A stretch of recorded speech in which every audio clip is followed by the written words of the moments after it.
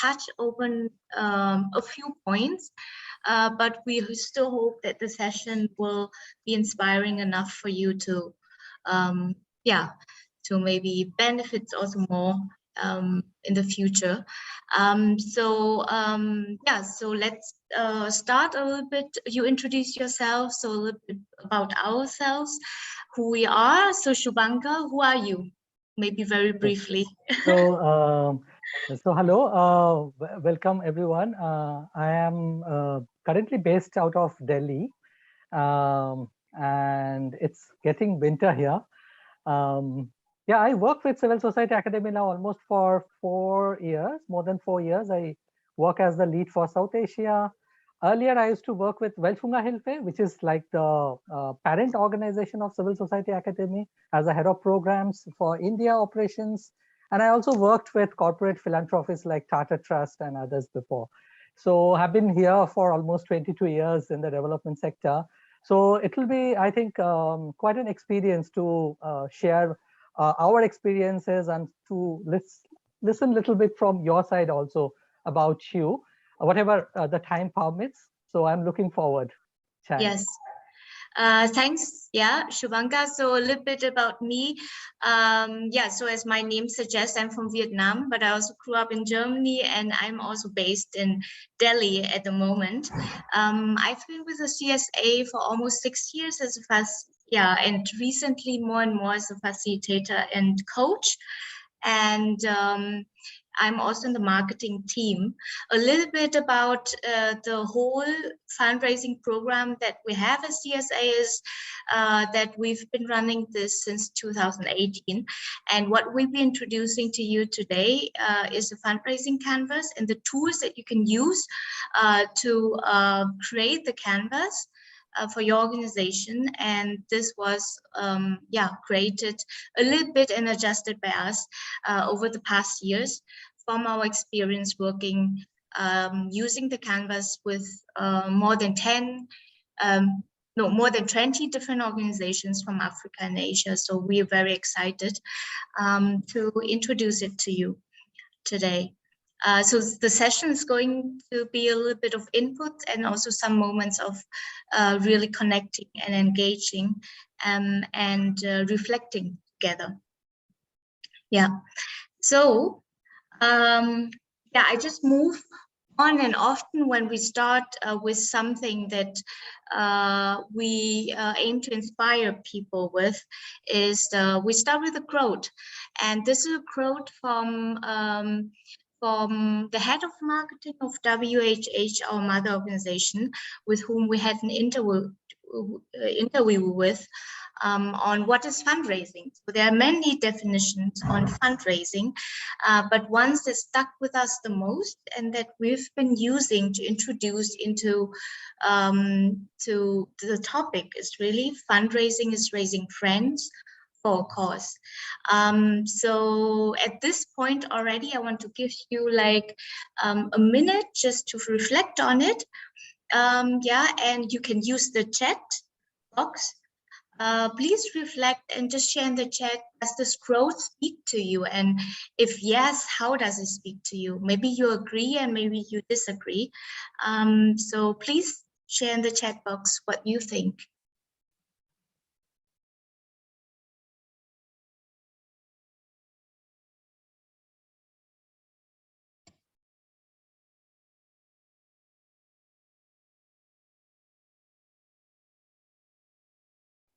I hope everyone can use the chat box. Yes. Okay, wonderful, Alex. Yeah, Alex said, absolutely, friends have been the biggest supporters of the work I've done and continue to do. Wonderful. Yes. Okay, Anna was saying fundraising about building a sustaining long-term relationship. That's wonderful. I was meeting with some of our funders yesterday, and because we are so aligned with our cause, it felt like meeting with friends. Wonderful, Joelle. Thanks so much for sharing. Julia, I like the quote because it takes off the focus on the economic and puts it on what you want to accomplish in a relationship. It's great. Yeah. I think I have not seen from Sandra. This is, yeah, but in overall, thank you so much for sharing. And we've done this course really recently. Over the past 18 years, we've done about 15 different workshops and trainings and sessions with really a lot of different organizations. And this is also something that resonates with the feedback we've received on the crowd. And yeah, and this is really the foundation, because fundraising is often about looking from a different mindset. Like someone mentioned, it's not only about the fund or the money, but there is some deeper meanings behind it. Yeah, and this brings us a little bit, because fundraising is really about when you have a friendship and you want to maintain a friendship, it's very important that you understand also the give and taken part in a relationship between you and your friends, right? Who could be your donors, people who support you, or people who even fundraise for you. So fundraising is very, very expansive, and we are going to explore different aspects of it. But first of all, why do people give? This is the first internalization that we need to understand. And we as CSA, we've summarized the 7 reasons, like the 7 word wonders and the 7 different great things in the world. So there's also some 7 key reasons why people give. And the first one is just think from a donor's point of view. Why would they give and support your organization? Yeah, they are mission driven. Yeah, from their point of view, they might think or say, I know there's a need for the organization's mission in my community, and I know that the organization, in this case, maybe your organization, does great work, and it's really in alignment with what they also want to achieve to a larger extent in their life. Yeah, what's their mission, and it's in alignment with what you do. They trust your organization, of course. For people to really stay in the friendship, yeah, it's about really building, maintaining, but also nurturing the trust. Yeah, and from a donor's point of view, they may think, I believe in the organization, and I believe that they would use the funding, yeah, the gifts that I'm giving them to solve really important social problems, yeah, to expand their programs, etc. So they really trust that you also will make something larger out of what you received to do. Also, it's a chance for them to see the impact, because impact is something that really motivates people. If they get to see what changes you've done as a not-profit organization, civil society organization in the world, yeah, what's your approach? How are you different? And what are the real tangible impacts? Yeah, not only the numbers, but also the stories behind it, the stories of people whose life, yeah, or communities in the world whose life you've been trying to support and empower and improve. And yeah, sometimes from a donor's perspective, it is also about seeing their personal connection to the cause really unfolding. Yeah, if they have a strong personal connection, for example, and for the topic of yeah, woman empowerment, yeah, or empowerment women's programs, because there is something that that they feel very connected to because of their personal stories. So this personal connection to a cause is very important. So one of the drivers for them to really give.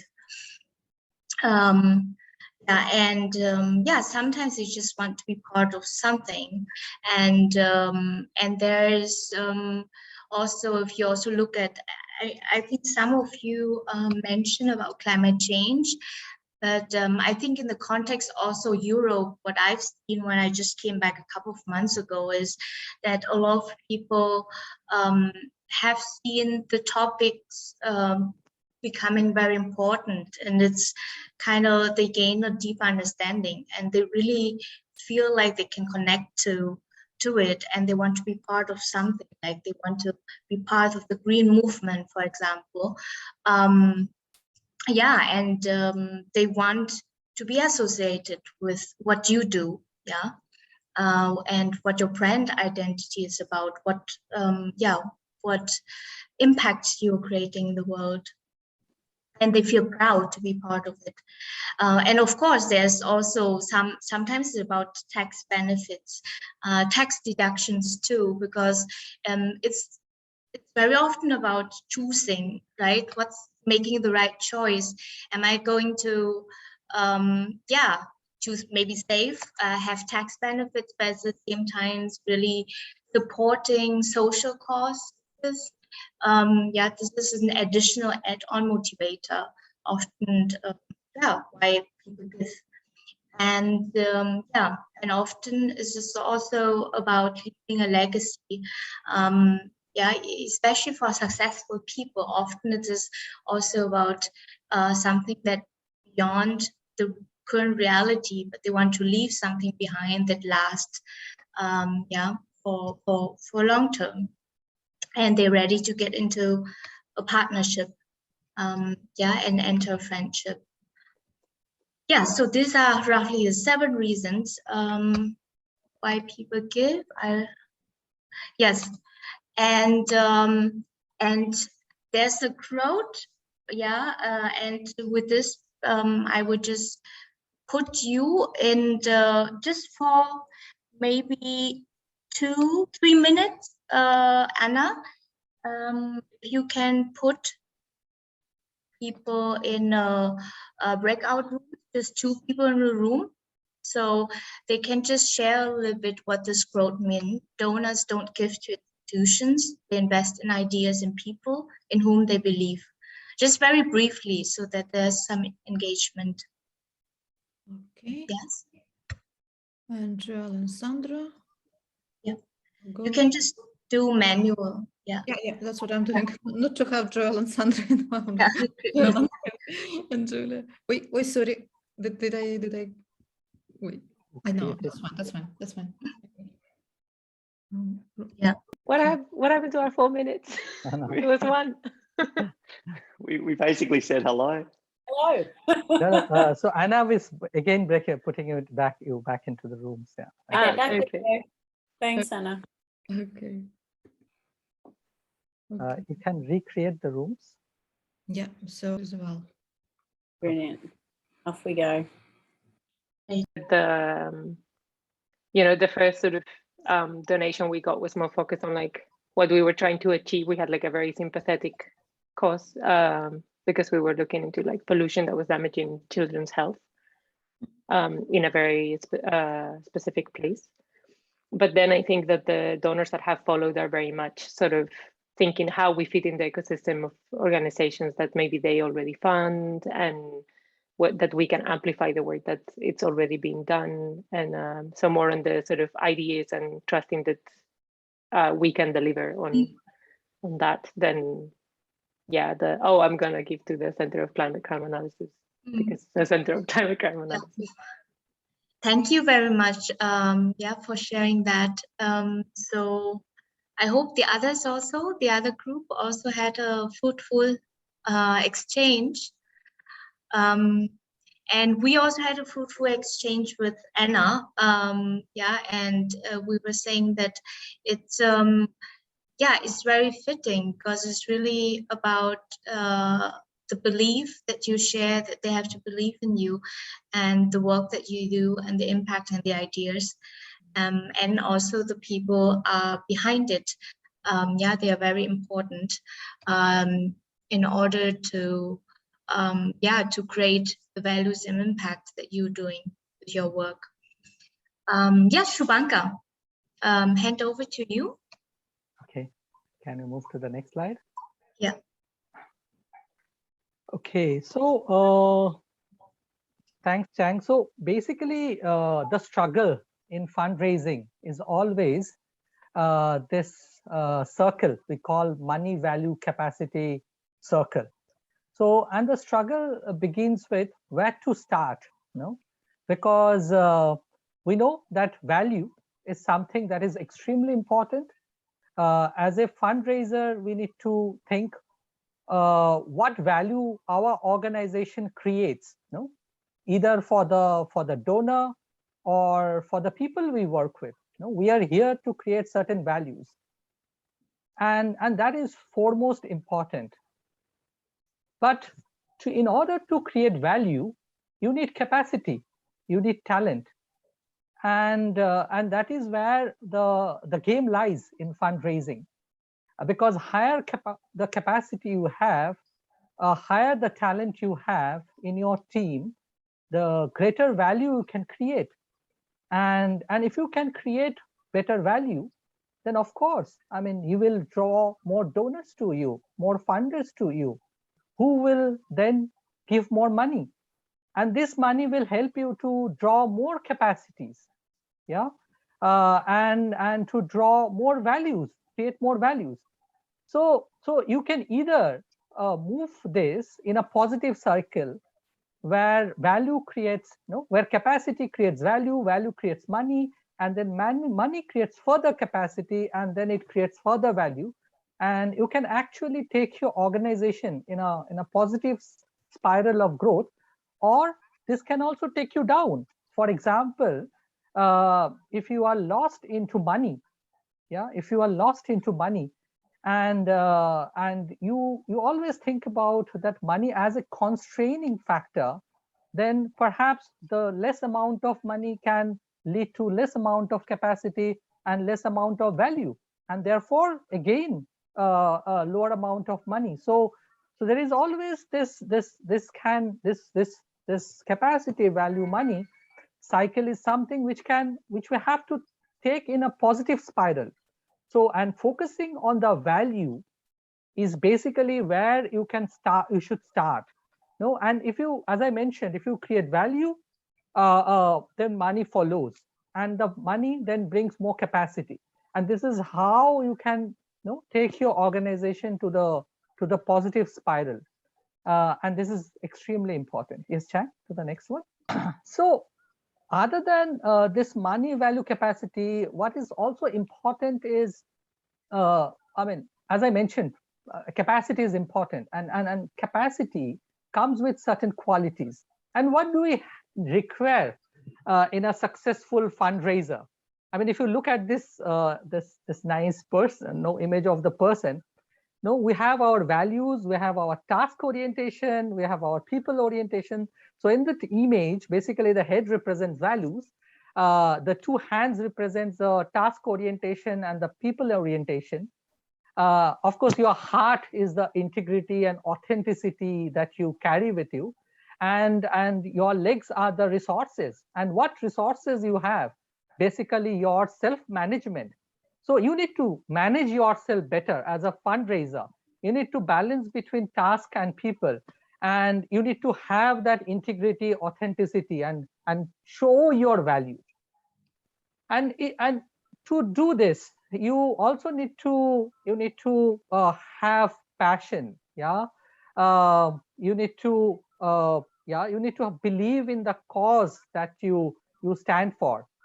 Go back, go down, Trang. Yeah, I'll come to you, Alex. We'll take a few questions. Let me move a little bit. We also you also need to be confident, because your confidence regarding your work, your communication actually reflects in your fundraising. Yeah. Then You need to be a good storyteller, of course, because you tell a story and you connect emotionally with people, with your donor, with your investors, and this is extremely important. You need to be extremely aware of what your organizational needs are, because you need to need resources for the purpose for which your organization needed. So an awareness of the organizational need is extremely important. Yeah. You need to have a lot of humility and honesty, because this is what will reflect in your work and your communication, and this is what will also appeal to others. So yourself as a fundraiser become an extremely important tool for fundraising. Of course, you need to understand your donor. You need to understand them well, and we'll learn about some tools on how to understand the donor better. You need to have the networking skills. You need to reach out to people and build strategic partnerships. And of course, you need to be target oriented, because fundraising is also about numbers that you reach. So you need to have this orientation to reach numbers. So these are some of the qualities that we need in a fundraiser, and I will request each of you to basically draw this self-assessment basically tool. So basically, you put all the 8 parameters, you draw the circle, you connect the center of the circle with each parameter, and then try to put a scale of 1 to 7. Yeah. You draw this, and then you try to see yourself. Where do you put yourself today with respect to each of these parameters? If you have to assess your personal skills, yeah, try to do this. It will help you to reflect a little bit on yourself as a fundraiser. Yeah. Maybe if you have a pen and paper, you can draw this. Take 3 minutes and draw this, and then connect each point so that you get a curve which represents your skill level today. Yeah, as a fundraiser. Alex, yeah, perfect, Alex. Thank you. What about the others? Julia, could you do it? Mine is on pencil, so I don't think it would show. But basically, it's very imbalanced. And okay, sure. What it would be my right side, so the sort of storytelling, awareness, humility, passion is way bigger than the other side. So clearly where I have to work on. Great. So you all know now, like, which are the areas you need to basically work on a little bit as an individual, and it's with everyone. So each of us, when we put ourselves, will find some areas of improvement. So so this is just to become more self-aware as a person, and this tool really helps. Okay, so we move a little bit now. Yeah, we will take the questions also in one go. Yeah, because so please keep your questions. If you have something, you can also write on the chat. Just because of the format of 90 minutes, we can't keep on discussing, because we'll be otherwise we'll not be able to cover all the content that we planned. So basically, our main topic today is fundraising canvas. And why are we talking about fundraising canvas? Because we need a tool which is like a dashboard, yeah, which helps us to put everything regarding fundraising of my organization and my team in one place. And the canvas really helps works like a dashboard. It puts everything in one place. And how does it help? It helps you to think through each line. It helps you to think through each challenges in greater details, and it helps you to then use the information that you have currently and process it well. so that you come up with a better strategy, and you can present it then to your team, or a group of people whom you really trust as experts, and then take more inputs, and then further work and refine on it. So nothing, I mean, a tool like fundraising canvas cannot be written at one go. It is a tool which you need to constantly work on, till you really finalize it, till you reach to the highest quality of it. It is visual, it is simple to use, and it also helps you to find hidden opportunities that you have not probably explored. As I mentioned, it helps you to think through each line, each area around fundraising, and it saves you time, because you are thinking the whole thing holistically, and you need not to think in parts, basically, because we often think in parts and forget about the entire picture, the big picture. So let's move to the fundraising canvas. And this is a very simple canvas, yet extremely powerful. It starts with, of course, the name of the organization, the period from to when you are basically, I mean, the kind of time horizon you are taking to prepare the strategy. Generally, strategies are good when they are up to, say, 3 years, not beyond 3 years. So it is good to have strategies for 1 and 2 years, because you can basically work on them. Yeah. It's basically starts, the fundraising canvas starts with why, how, and what of your organization, and we'll go through each of this in greater details. We'll give you a glimpse of the tools that you can use to work on each of these areas of fundraising. So at the top, if you see, it begins with why, how, and what. So and there is a tool called Golden Circle, which we use. And and Trang will also make you run through this.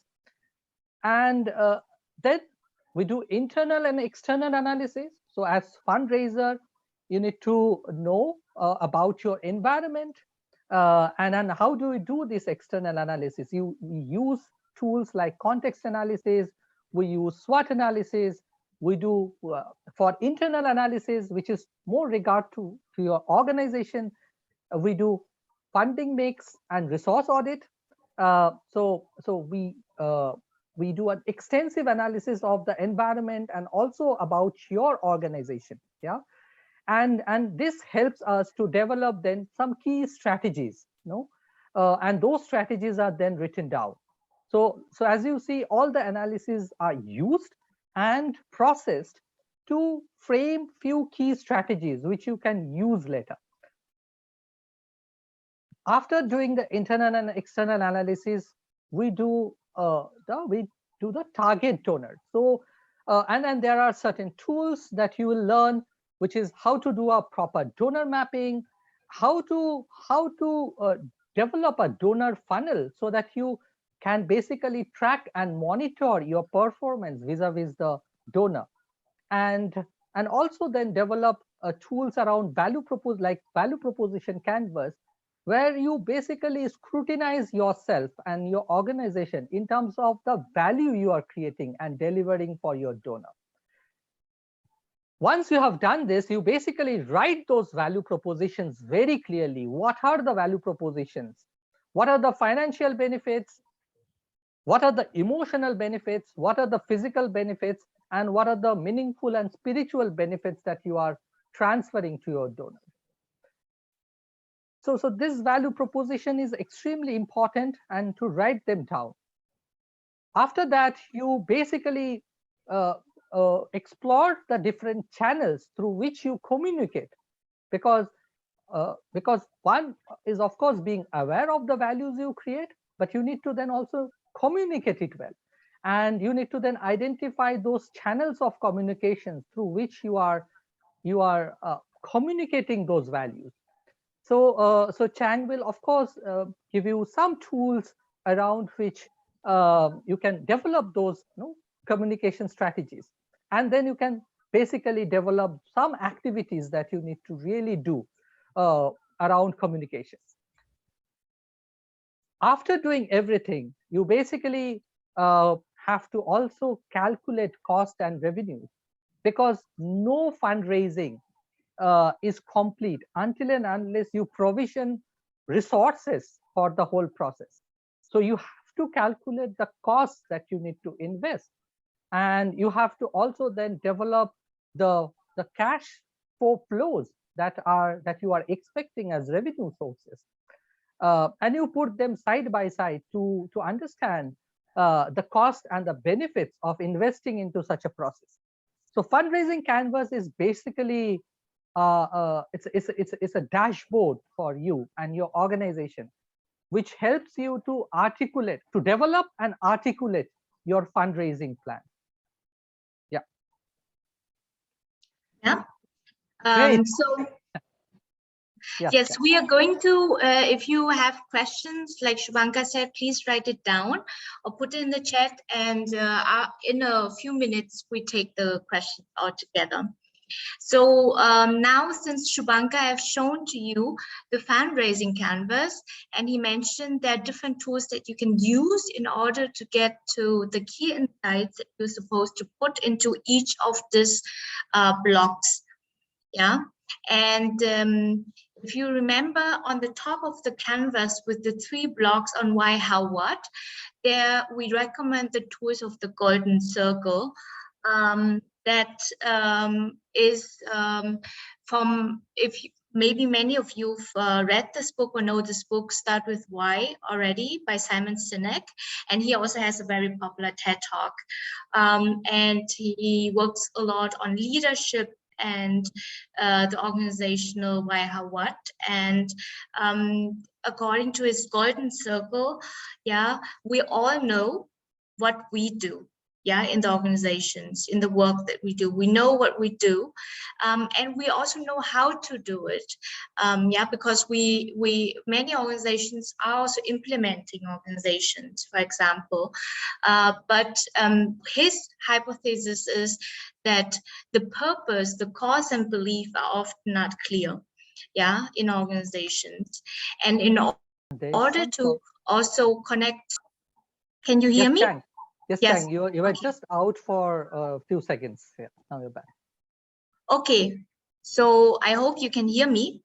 Yeah, so according to, yeah, the golden circle, and he also mentioned, obviously, when you think of a great brand, yeah, we often think of also organizations or companies in the business sector, and Apple is one of the most popular and well-known, and his example is how Apple does it.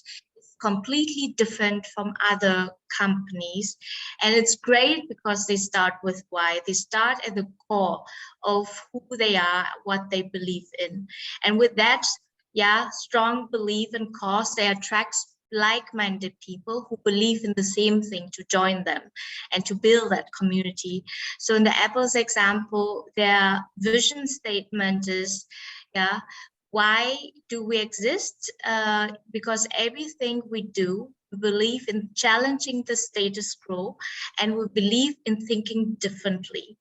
So how we are doing it, the way we challenge the status quo is by making our products beautifully designed, simple to use, and user-friendly. This is why, yeah, we happen to just make great computers, and yeah, you want to buy one. So it's basically like a small pitch of really starting from what you believe in, how are you different from others, and what you do. And very often your why doesn't change. This is something that drives you or doesn't change. Yeah, and yeah, it could be that today you're doing this program and tomorrow you're doing a different program, but everything is under, yeah, or driven by your why you exist as an organization. And to understand this and really to put it down as the foundation before you start developing further other blocks of the fundraising canvas, because it's like your guiding stars. Whatever you do will need to be aligned with it. Yeah, we also have added further resources in the Greenpeace example, and you could also go there and have a look how it looks like in the nonprofit sector. After we've defined the why, how, what, yeah, why we exist, how are we different and how we work and what we do, we go into the internal and external analysis blocks that you saw on the canvas on the left. Yeah, and for this part, we suggest the context map analysis, because in the fundraising, often we've done with so many different countries and organizations, and even if organizations are working in the same country, there are certain things, certain aspects, contexts that are different. So it's very important to understand what's the fundraising markets look like around you. What are the trends, demographic trends? What are the political trends, the rules and regulations regarded to fundraising? Yeah, and what are the economy and environment, the competition, the technology trends, what the customer needs, and uncertainties. Yeah, so it's really requires a lot of research and also really documentation. Understand where are you locating, yeah, in the market. Maybe it's also, Shai showed you a Greenpeace example. I'm just looking at the time. Yeah, so let me just open the, I will have to change, I think, quickly. Share again the mission and values of Greenpeace. Yeah, you can see that Greenpeace is an independent nonprofit global campaigning organization that uses nonviolent, creative confrontation to expose global environmental problems and their causes. Greenpeace's goal is to ensure the ability of Earth to nurture life in all its diversity. Greenpeace stands for positive change through action to defend the natural world and promote peace. We investigate, expose, and confront environmental abuse by governments and corporations around the world. We champion environmental, responsible, and socially just solutions, including scientific, technological innovation. Yeah, and here are their core values. Yeah, the 4 core values, and what does it mean? Yeah, how do they exercise the values and what they do? Yeah, so we seek solutions for and promote open, informed debate about society's environmental choices. And very concretely, the different, yeah, actionable things that they do, yeah, in order to translate their why into reality. Yeah, so it's very, very clear. Yeah, but you also have it shared on the handout which you will receive at the end.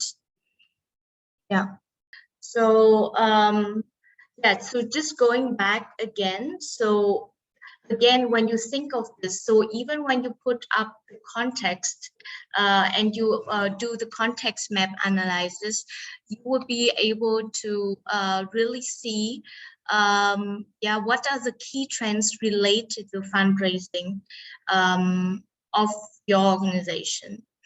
And on the right, I think this is a very familiar tool, the SWOT analysis. Yeah, but it's really also important to really do the reflection on the opportunities and threats, the strengths and weakness your organization, and then to also come out with strategies on how to overcome or how to use the hidden opportunities that comes out from the exercise.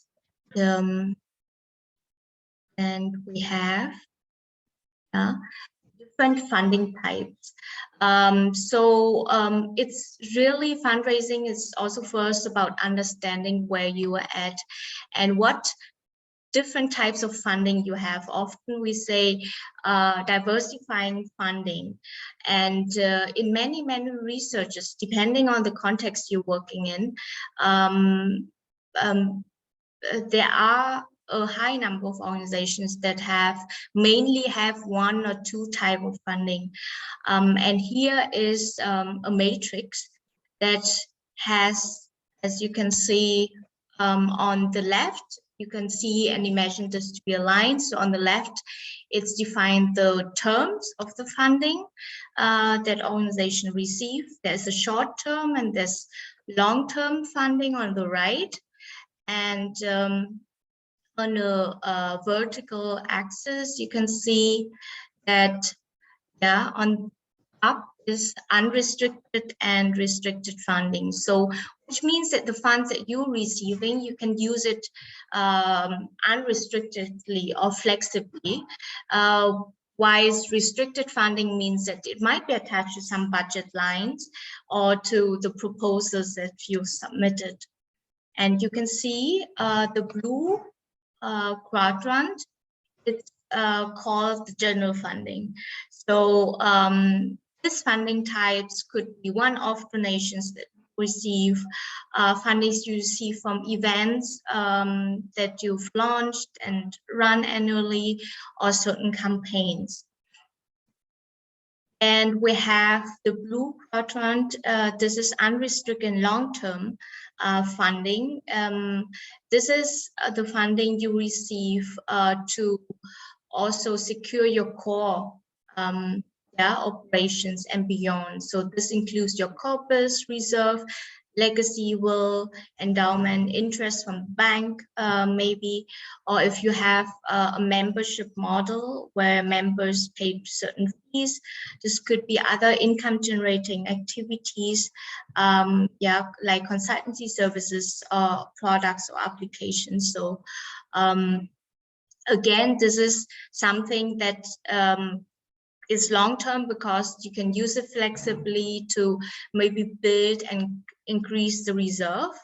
And then here below, we have the long-term and restricted funding. Just think of the program funding that you receive for programs that goes, let's say, beyond 4 years. And those programs are very often thematic programs. Which receive funding, they are more flexible, have often multiple objectives, trusts, and to receive them often, if you look from the relationship point of view, is really based on good relationship with your donors or partners and trust.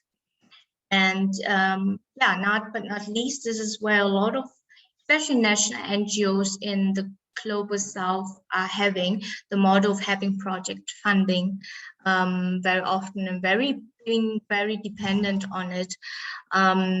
They're short-term and restricted because they're often time-bound for a shorter period, have specific goal and output. These are often also emergency projects, and sometimes very often they are less likely to get extended. So when we think of diversifying our funding, it is very important to first understand our funding mix at the moment. Once you understand where all the different sources of funding are coming in, and you put it into a graphic, let's say today in 2021, you have a total revenue of 100,000 in funding, and also to map out where it's coming from, and you can see how much you are actually dependent more on the restricted fundings. For example, if you want to diversify, then your strategy needs to be moved up more towards the unrestricted and maybe longer term fundings. So once we've put down where we are at, and we would do the visioning when we set the goals, for example, in the next, let's say 4 or 5 years. Subhankar said, maybe you want to keep those, certain percentage. That's just an example, or maybe you want to increase the overall revenue. But this is really, obviously, when you work with your entire team, including your finance manager, you'll be able to see the numbers more in details, and they are often already displayed on your annual report. But this is important to really communicate that's also within the larger team, so that people really also understand where you want to go to as an organization together, and how much fun is required for what, and also why you are doing it. And then part of it is also very important to this. We still as the internal and external analysis, and as you can see, we spend also a bit of time really to understand the key insights. What have we learned from doing all this? And resource audit is also very important, because like qualities of a successful fundraisers, there's also qualities of successful organization with sustainable funding.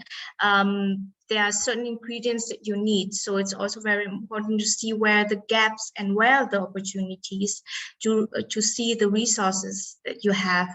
So here's just a checklist that you can cross-check and also again reflect on, and to see what can you maybe use and do with the existing resources that you have. Maybe you have very high commitment, and you have time and credibility. That will help you really to define and to build the commitment and the common understanding. So we as civil society, we also created the resource mobilization models that are 37 different resource mobilization models. These are inspiration cards that we usually use during our trainings. So they really give you ideas of how other organizations, many organizations in the world, are mobilizing resources, and you can get inspired by them to for your strategy definition. Okay. So Subhankar, you're mute.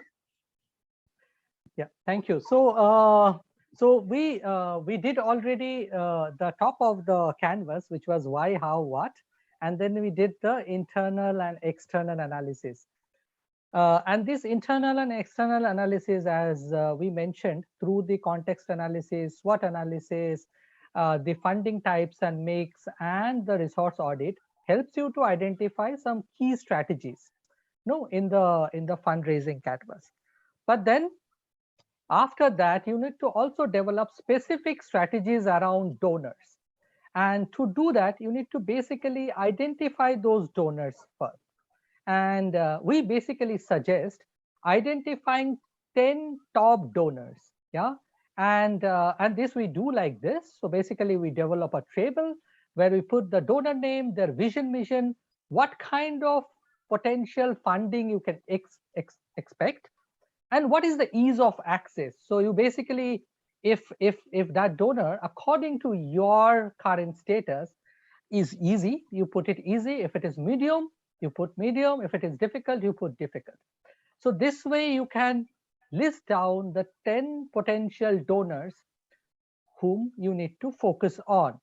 And then you basically develop also this table, and also, Trang, maybe, one more click, a kind of a map where you plot these donors basically, and see where you need to focus. Of course, if the donor is higher in potential, so you put it on this 2x2 matrix, wherein on one end you have potential, whether the donor is potential for you or not, based on your purpose, your work, and the donor's mandate, etc. And on the horizontal axis, you basically plot the ease of access, whether it's easy for you or not. And then you find out which are, say, high in potential and easy to access. And you basically see whether you are able to reach out to them or not. So this plotting helps you to understand those donors and analyze them well. Yeah, and we suggest doing this table and this matrix at least for the 10 potential donors of your organization. Yeah, and then once you have done that, then we prepare this donor funnel. And this is not a different funnel. We basically, this funnel is used mostly in sales. In sales, it is called as opportunity funnel. But here we are using the same concept and applying it to the donors, because you need to really see and monitor whether you are able to work on each donor and whether you are able to convert an opportunity into money. So so this funnel helps you to track whether you are able to convert opportunities into funds. So how it is done? So basically it has the 5 quadrants if you look at. So you have potential donors. Yeah. So these are potentials. The second one is about expressed interest. So which donor has expressed interest? Where you have also expressed interest and the donors have expressed interest. So this is that part. Then you also put the third one is where the decision makers have been already contacted. So so the decision makers within those donors, whether they have been already contacted. And the fourth one is when you have a commitment, you have a contract. And fifth, where you have a result. Yeah. And this funnel, you can basically check how much of how many potential donors are still left in your basket, and then you can gradually track them. So if you have a potential donor, that means, and you have not expressed interest, that means you need to work on it. You need to basically take that donor from level 1 to level 5. And by working on each donor, then you can basically monitor. And this donor funnel helps you to track how you are converting your opportunities into money. And you can basically keep it in an office and keep monitoring. This is just one of our partner whom we are doing a training, and they prepared such a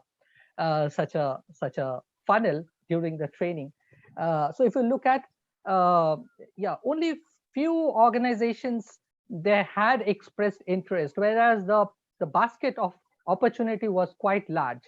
So it helped them to reflect and then identify and develop strategies around each donor. Okay.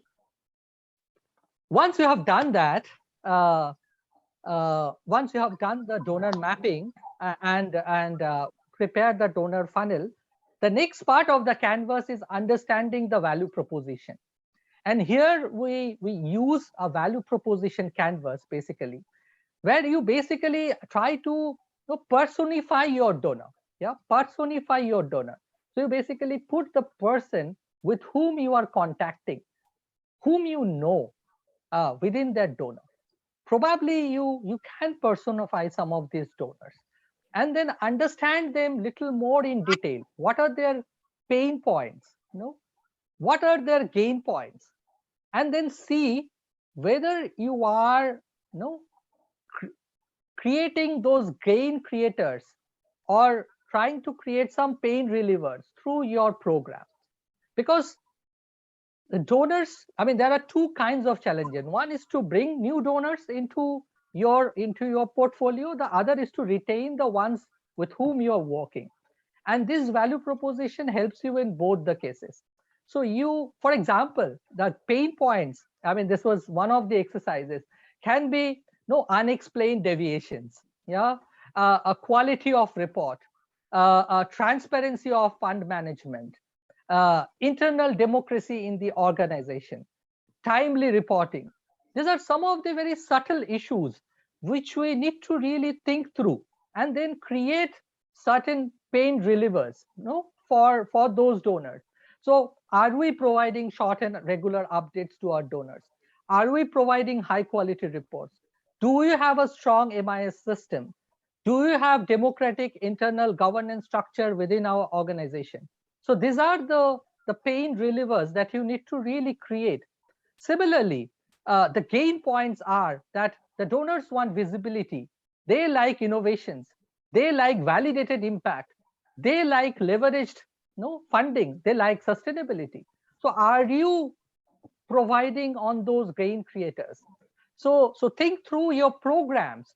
Are you offering the right value to your donors? So these value propositions helps you to understand and then derive those financial, emotional benefits and spiritual benefits that you can really transfer through your program. Great. So as the end, so that you have to basically identify those financial benefits. Yeah, let us. Emotional benefits, physical benefits, and spiritual benefits. I'll not go into details of it, but each of these benefits you should be able to draw through your value proposition canvas. Yeah, Chang. And this is like an example, if you see, of an organization communicating about the value proposition. So no matter how much the world changed, we held firm to our three founding promises. 100%, as always, 100% of all public donations funded clean water. Proof, we proved every project with photos and GPS coordinates. Transparency, we continue to receive the highest grades available for accountability and transparency. So this value proposition should also be then articulated well, yeah, through your programs. Yes. Okay. Yes, Chang.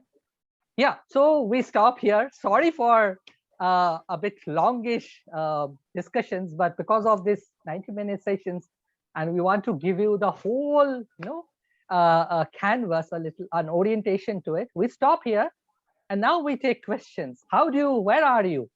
Yeah, Joe. Just a quick question. In the funnel that you showed, the one with the red circles of varying size, there's a pink circle and a clear circle. The varying size I get, you've got a legend for that. What is the different color? What is the red versus the pink versus the clear circle? So it's basically different organizations can interpret it a different way, right? So so if you are say plotting an institutional donor, yeah, you can have a different color for it. Okay. If you are thinking about a private donor, you can have a different color for it. So you can use different levels to interpret the different types of, say, donors. And as you mentioned, the size of the circle actually depicts the volume of funding. So so that's, yeah, these are some of the ways you can differentiate. Yeah. Thanks, Julie. Thanks. I can see Alex. Yeah. Thanks, Trang. Thanks, Subhankar. Could you just take it back to the slide where you had that matrix and it had general funding, core funding, program funding? Sure. Yeah. Chang. Oh, Chang's internet. Oh, Chang's slide. Chang, are you there? Okay, let me share the presentation because Chang's is stopped. Okay. Yes. So Subhankar, why are you finding that? You had some classifications for those matrix. Yeah, it was a couple before that one. Okay. Okay. Let me unshare. Okay. Chang, are you back? No, I think she's dropped. Oh, she's dropped. Okay. Let me go to that. Huh? So you are talking about this one, right? Yes. Mm-hmm. Yeah. So when you talked about unrestricted, restricted, long-term, short-term, the long-term, short-term I get because you'd understand that from, you know, what your relationship with the funder. The restricted and unrestricted, I don't quite understand. Do you mean your in terms of your activities, or? So restricted in terms of the purpose, no? So, so for example, if you are earning by donations, this money is often flexible, and you can use this money for any purpose. You can use it for your organizational development, for example. Whereas the project, if you have a project funding, that is quite restricted, because it is restricted with the purpose. No, so often, for example, when you are planning an organizational fundraising strategy, you need to have targets like this. So, for example, most of the NGOs you will look at, they will have a very large section of program funding, which is and a project funding. And I've seen organizations, when they analyze, like 99% of their funding is basically program funding and project funding, which means that they need to now have a strategy to increase their general funding and core funding more, because that gives them more organizational flexibility to work on certain programs. And this is how organizations can plan to make a shift. No, so for example, you see this, so 2021 to 2020, 2025, and the organization is now trying to make a shift. So so this is basically the purpose. Okay, great. And sorry, can I follow that up with, so with, say, for instance, if you're trying to diversify your funding stream and not so much depend on philanthropics, and do you also cover that in the fundraising canvas? So more around your own income generation and strategies around that, say, for instance, an organization like us doing consultancies or training for other organizations, and that can be our unique value proposition. Exactly. So there are organizations now who are focusing more on, say, social enterprises. Yes. And they think they basically come up with a strategy that in order to grow my general funding and core financing, I need to focus on, say, social enterprise, because this is where the revenue, basically gives me flexibility. Yes. So, and if you look at most of the organizations like this, they follow also hybrid models of financing. So they say part of my funding comes through social enterprises and part comes through, say, program funding and project funding. So, so basically you can also develop your social enterprise strategy as part of the fundraising canvas, and it comes out during this contextual analysis and all of this. Yeah. Got it. Thank you. Thank you. Great. Any more questions? Sorry. Yeah. Can I ask maybe one question? There are some organizations which are mission driven, and they do like really great things for social change. However, they have a pro-profit status. That can be for different reasons. It can be for political reasons or whatever reasons. They do some activities. It can be research activities, consultancy activities where they charge. And the question is, would you have some special advice for this kind of organizations, or they can apply the tools you suggested, or still some like different approach is needed? Because we've been meeting with them and we realized that that can be quite a challenge. Sometimes donors, traditional donors, they don't understand if you're approached by a pro-profit organization. Sometimes they can be funded, sometimes it can have all kinds of questions. So what would Trang or Subhankar say about that? Thank you, Anna. So basically, I mean, when you do a context analysis, so you will generally, I mean, because we work in India and where also such restrictions exist, particularly for advocacy work, because a lot of national laws, rules restricts you from doing right-based work, and in India, I mean, I also know advocacy-based organizations are now registering themselves as companies because they then avoid the not-for-profit laws in the country. So this come out of then the context analysis. You identify that there are such risks legally in the country, then you basically come out of a strategy that, okay, I need to basically register myself as a for-profit organization. But then of course, when you register yourself as a for-profit organization, there are certain pros and cons. And as you mentioned, you can then basically look into the market. So basically do more consultancies to grow your income. But also you can look into some new emerging funding opportunity. For example, impact investments or some other kinds of funding which is now open for-profit organizations. USAID is, for example, now more open to work with for-profit organizations, even for their development cooperation. So likewise, when you do the donor mapping and do your donor strategy, your based on the strategy, institutional strategies, your funding strategy also change. So yeah, so that is how it evolves in the process of fundraising canvas. Okay, thank you. Thank you. Yeah. Thank you, Trang. Welcome back. Yeah, I was there for some times. I was okay. just listening in, and yeah, this is really a short teaser that we are giving because of the time, and I'm also just looking at the time already. Shall we move on? Maybe we'll take another question. Alex has a question, I think. Alex has a question, and then we move on. Yeah. Okay. I just have a very quick question. Will we get an opportunity to have a session with you, and what could we hope to achieve in that if we had a 1-hour session with you following on from this? Would we get access to the canvas is also another question. Yes. Yeah. So I think after the session, you're going to get to receive this presentation as a handout, and we also have published a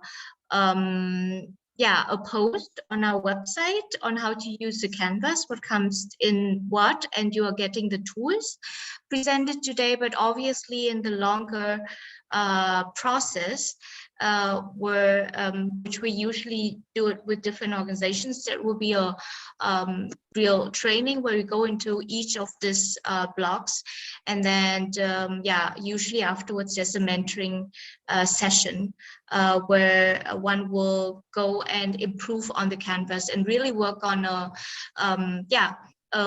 30-page, 40-page kind of a PowerPoint presentation or document that you can then really share it with the organization, with the leadership, and to get buy-in and to really get it implemented. Yeah.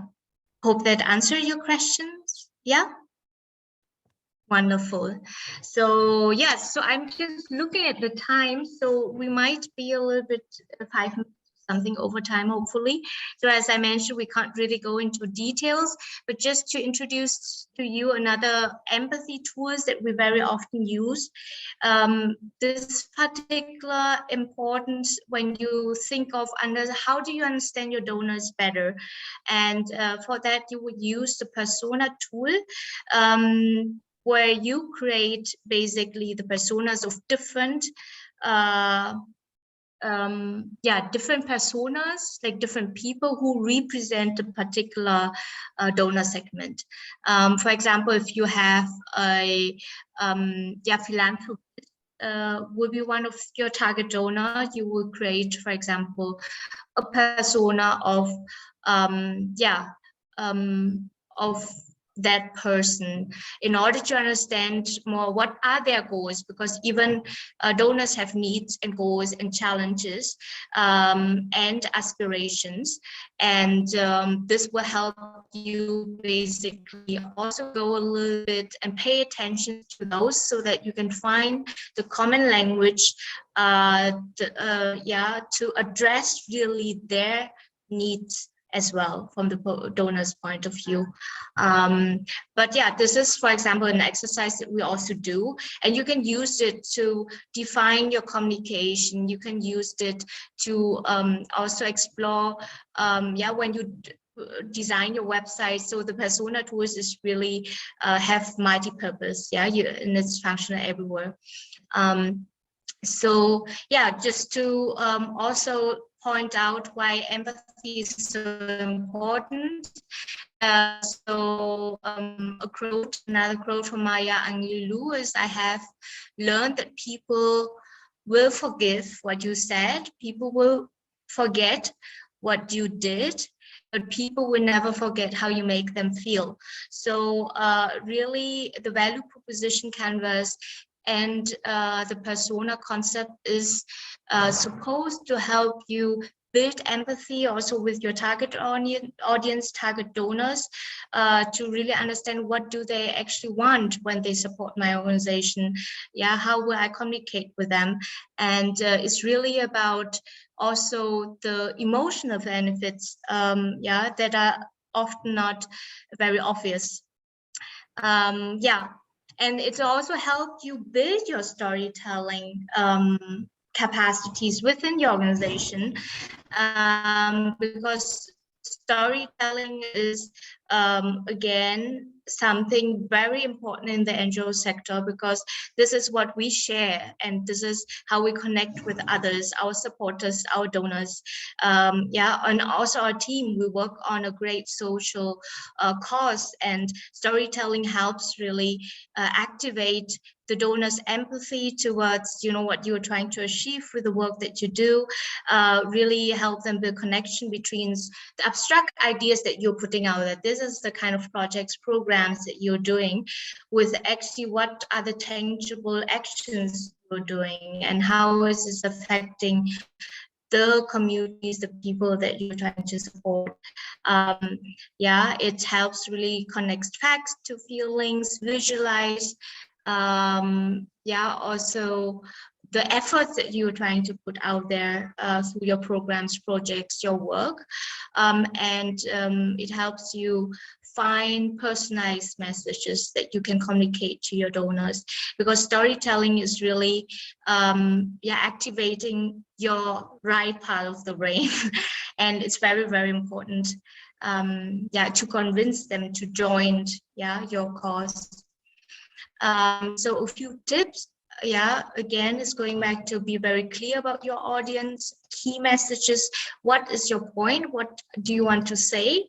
In order for them to feel excited, inspired to join and support you. What are your goals when you do storytelling? Do you want to help your donors understand the problem in a different way, see the impacts that you create? And another tip is to let people really tell their own stories, because it helps. Just imagine a donor sitting in Europe and really seeing an empowered woman in Uganda sharing the stories of how your work has helped them impact, create change in their own lives. Keep it short and simple and as a conversation. Visuals is very important. Infographics makes it easier to understand data, and photos really shows, a photo is more than 1,000 words. Videos, this has become very popular, and always to create a story that compel people to act and engage. Here are just a few obvious reasons of what's the benefits of storytelling. Obviously, it helps you raise money, helps your donor understand the problem, improve also, your conversion rate on your landing page on your website, so people like to go there and read and explore more about you and the work that you do. It's also because of the connection that it can build between the donor and your organization and the cause that you do. It really inspires them to stay loyal and really to increase trust. You can share impact stories in different memorable ways.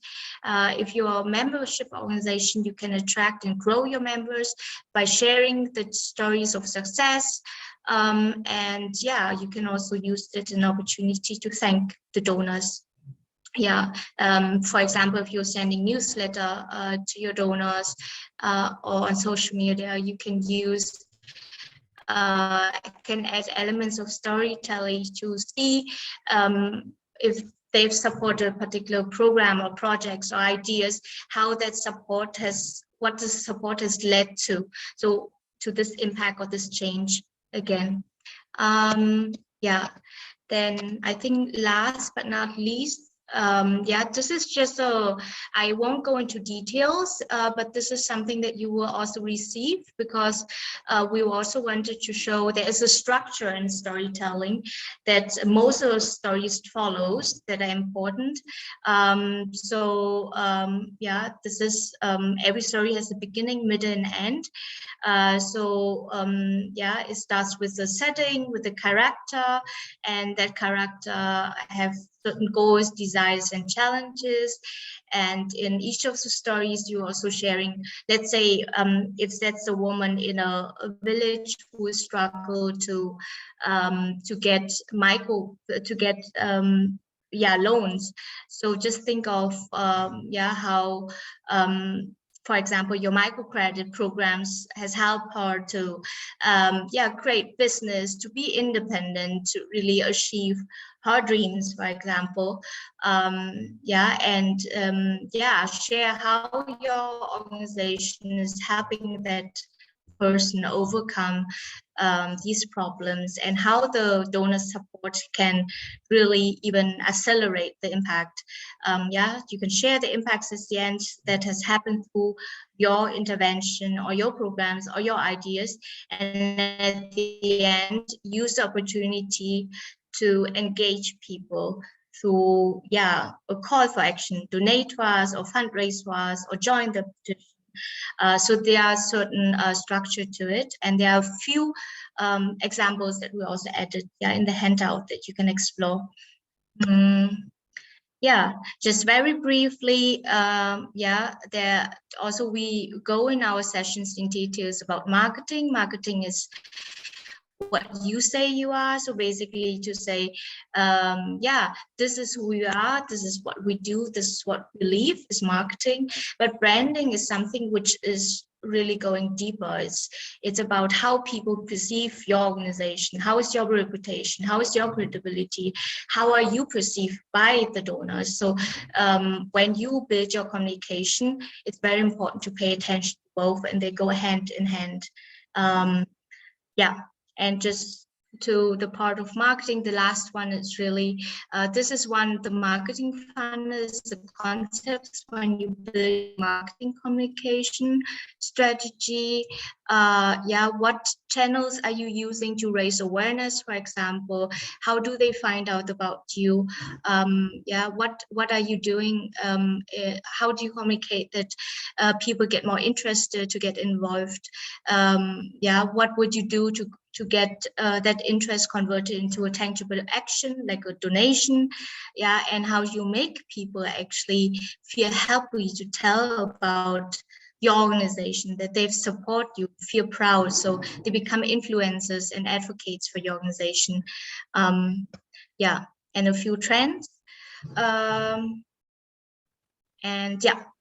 This is at the end, I think an example that we wanted to show, right? Subhankar, about the fundraising canvas, if it's getting filled. Yeah, so this is like, for example, after this whole workshop around fundraising canvas is one organization who developed this. So something like this is prepared during the workshop, and it's a very nice document. I think what is important is this whole preparation process, because when you prepare this, you basically analyze all the different corners that are important for fundraising, and you analyze yourself and your organization, and you come up with strategies which are important.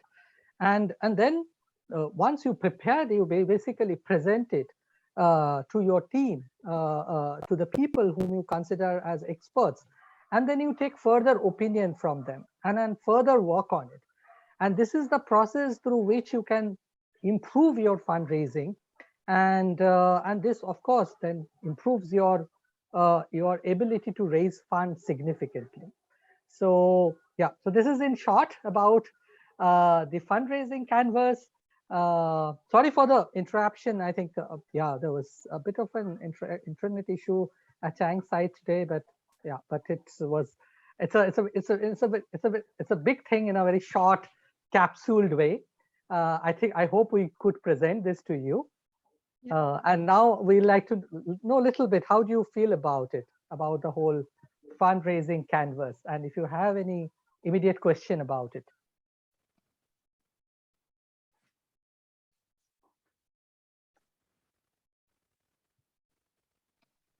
I can kick off, Subhankar. I think it's very comprehensive, and there's a lot in there that makes sense. And I like the idea of starting with value, how you add values. I think that's a different approach. Yeah, and so I'd be really keen to do more on it. Thank you so much for the presentation. Thanks, Alex. Yeah. It was a lot to squash into an hour and a half. Sure, sure. I can understand. Joel? Yeah. Yes, Joel. Yeah, I just want to reiterate what Alex said. I think the amount of structure and the examples that you've given us in 90 minutes are absolutely excellent. So I wouldn't apologize for trying to cram in so much information into such a short period of time, because you backed it up with tools and examples that we can now go away and go, right, let me take a close look at that canvas. What is really involved? I mean, already and I had a sort of little mini chat with Julia on this one. I can see how we'll use these frameworks with our collaboration apps, with our, members, who work in different countries across the world, to help bring these ideas together. On the one hand, you can start with a small team, putting the canvas together and showing others and asking them, what do you think?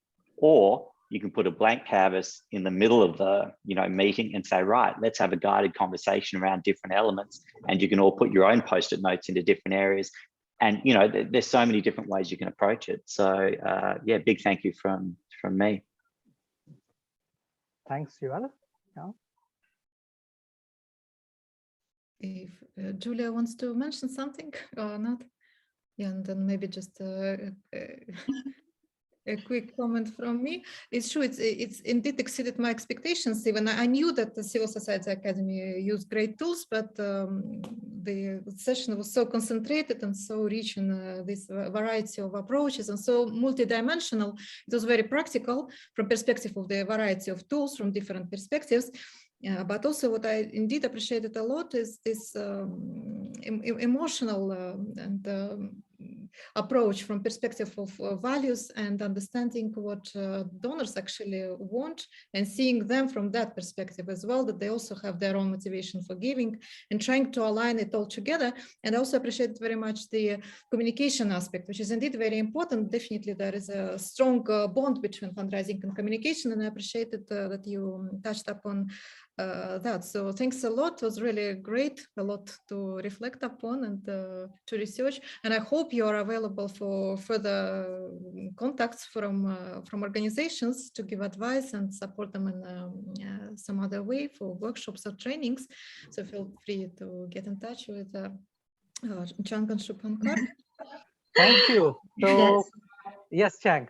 Yes. Yes, thank you so much. I have shared in the chat. If you've received, it really just takes 2 minutes of your time. If you could just fill out the evaluation and send it to us so we can also get some feedback. Yeah, Anna is going to share the handout with you, which includes all the links and the information to just give you a taste. And this is in a nutshell what we are about, but you can also find more information on our website. And yeah, you can just submit the evaluation to us, the link. I hope everyone's if you have received it or seen it in the chat, that will be great. And yeah, feel free to get in touch with us anytime. We are very happy to hear again from you. Yeah, thank you so much. Thank you so much. So on this note, I will close the session, and thanks again, Trang and Subhankar, and let's be in touch. Thanks a lot. Thank you. Thank you. Thank you, everyone. Bye bye. Have a great day.